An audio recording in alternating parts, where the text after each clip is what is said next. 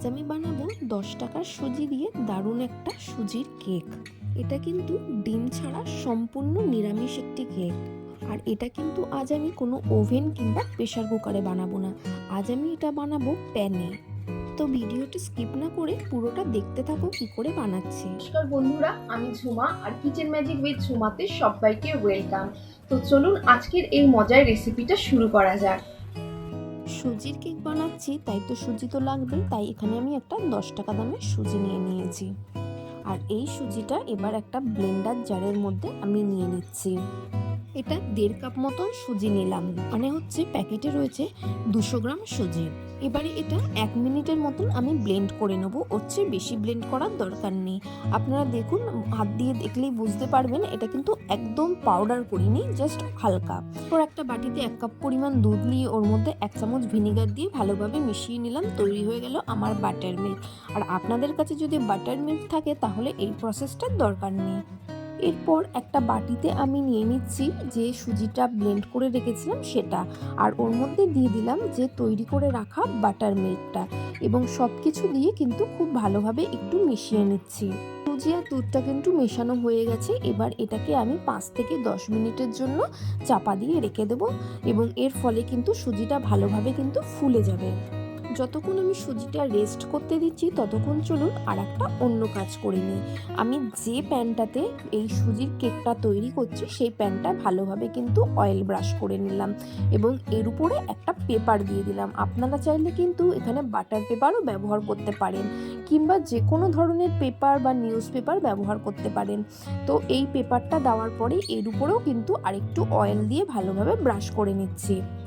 তো ফিরে এলাম 10 মিনিট পর। দেখুন এটা কিন্তু ভালোভাবে ফুলে গেছে সুজিটা। তো এই সুজির মিশ্রণটিকে কিন্তু আরও একবার এভাবে ভালোভাবে মিশিয়ে নিচ্ছি। এরপর একটা স্টেনারের মধ্যে আমি দিয়ে দিচ্ছি 1/4 কাপ হচ্ছে ময়দা, আর দিয়ে দিচ্ছি 1/2 teaspoon baking soda. Baking powder নয়, কিন্তু আমি দিলাম এখানে বেকিং সোডা। এইবার এই দুটো জিনিস ভালোভাবে মিশিয়ে আমি কিন্তু ভালো করে এটাকে ভালোভাবে ছেঁকে নিচ্ছি, যাতে করে এর ভেতর কোনো যদি দানা থাকে, দেখুন এভাবে যে দানাগুলো রয়েছে এগুলো যদি থেকে যায় তাহলে কিন্তু কেকটা ভালো হবে না। তাই এটা আমি ভালোভাবে এভাবে মিশিয়ে ছেঁকে নিচ্ছি। ময়দাটা ভালোভাবে স্ট্রেন করা হয়ে গেছে। এবার এর মধ্যে দিয়ে দিচ্ছি সামান্য পরিমাণে একদম নুন, আর দিয়ে দিচ্ছি 1 কাপ চিনির গুঁড়ো।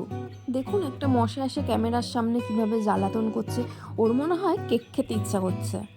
মশা বাবাজি মনে হয় ভেজিটেরিয়ান, নইলে সে আমাকে ছেড়ে এইরকম কেকের পেছনে কেন দৌড়দৌড়ি করছে। Just jokes. তো চলুন ফিরে আসি আবার রেসিপিতে। তো সব কিছু কিন্তু খুব ভালোভাবে একটু মিশিয়ে নিয়েছি। এরপর দিয়ে দিলাম 1 কাপ পরিমাণ মতন রিফাইন্ড অয়েল, আর এই তেলটা দিয়েও কিন্তু এবারে খুব ভালোভাবে কিন্তু মিশিয়ে নিচ্ছি। এখানে একটা জিনিস কিন্তু আপনাদের খুব ভালো করে মাথায় রাখতে হবে, আপনারা কিন্তু এই যে কেকটাকে খুব জোরে জোরে ঘোরাবেন না, মানে ফ্যাটাবেন না। পুরো এক সাইড দিয়ে সবসময় করবেন cut and fold, cut and fold এভাবে। এরপর আমি এর মধ্যে দিয়ে দিচ্ছি 4-5 ফোঁটা মতন ভ্যানিলা এসেন্স, আর এর মধ্যে দিয়ে দিচ্ছি এই মুহূর্তে 1/2 চামচ মতন বেকিং পাউডার। প্রথমে দিয়েছিলাম বেকিং সোডা, আর এখন এটা দিলাম বেকিং পাউডার, আর এটা দিয়েই কিন্তু আমি সঙ্গে সঙ্গে ট্রান্সফার করে দেবো যে প্যানে করব সেটা। ভ্যানিলা এসেন্সটা সম্পূর্ণ অপশনাল, আমার ভ্যানিলা এসেন্সের স্মেলটা খুব ভালো লাগে, তাই জন্য আমি এই ভ্যানিলা এসেন্সটা দিলাম। সব কিছু ভালোভাবে মিশিয়ে নিয়েছি। ব্যাটারটা তোমরা দেখতেই পাচ্ছ যে কীরকম থিকনেসটা কীরকম। ব্যাটারটা পুরো তৈরি হয়ে গেছে। এবার যে প্যানটাতে আমি এটা করব, মানে ব্রাশ করে রেখেছি অয়েল, তো সেই প্যানটার মধ্যে পুরো ব্যাটারটা ঢেলে দিলাম, আর এভাবে একটু ড্যাপ ট্যাপ করে নিচ্ছি যাতে এর ভেতরে যদি কোনো এয়ার থাকে সেটা যাতে বেরিয়ে যায়। তো এটা এবার ওভেনে বসিয়ে দিয়ে একটা উপর দিয়ে চাপা দিয়ে দিলাম। যেহেতু এই চাপার গায়ে ফুটো রয়েছে তাই জন্য একটা কাগজ দিয়ে আমি এই ফুটোটা বন্ধ করে দিলাম। তো এটা 30 থেকে 35 মিনিটের মধ্যে কিন্তু রেডি হয়ে যাবে। তো আমি ফিরে এলাম দেখুন 15 মিনিট পরে। তার কারণ হচ্ছে আমি এর মধ্যে ওপর দিয়ে কিছুটা ড্রাই ফ্রুটস দিয়ে দেবো। আমি ড্রাই ফ্রুটসগুলো আগে দিলাম না, তার কারণ হচ্ছে ড্রাই ফ্রুটসগুলো আগে দিলে কি হয়, ড্রাই ফ্রুটসগুলো নিচের দিকে নেমে যায়, ভেতরে চলে যায়, ওপর দিয়ে কিন্তু থাকে না, তাই জন্য এটা আমি পরে দিচ্ছি। প্রায় 15-20 মিনিট পর আপনারা এইভাবে ড্রাই ফ্রুটসগুলো সাজিয়ে দেবেন। সমস্ত নতুন বন্ধু এবং পুরনো বন্ধুদের ভিডিওটা দেখার জন্য অসংখ্য ধন্যবাদ।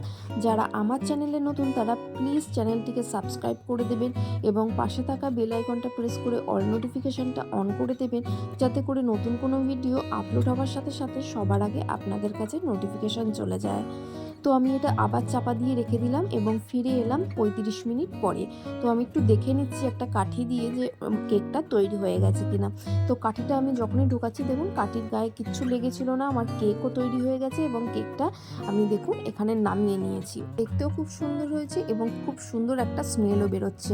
এখনও কেকটা গরম রয়েছে, তাই জন্য এখন খেয়ে তোমাদের বলতে পারছি না, পরে অবশ্যই জানাবো কেকটা কেমন হয়েছে। তোমরাও বাড়িতে অবশ্যই ট্রাই করো। আর ভিডিওটা যদি তোমাদের ভালো লেগে থাকে লাইক, শেয়ার এবং সাবস্ক্রাইব করে দেখো। Thanks for watching. দেখা হবে একটা নতুন ভিডিও।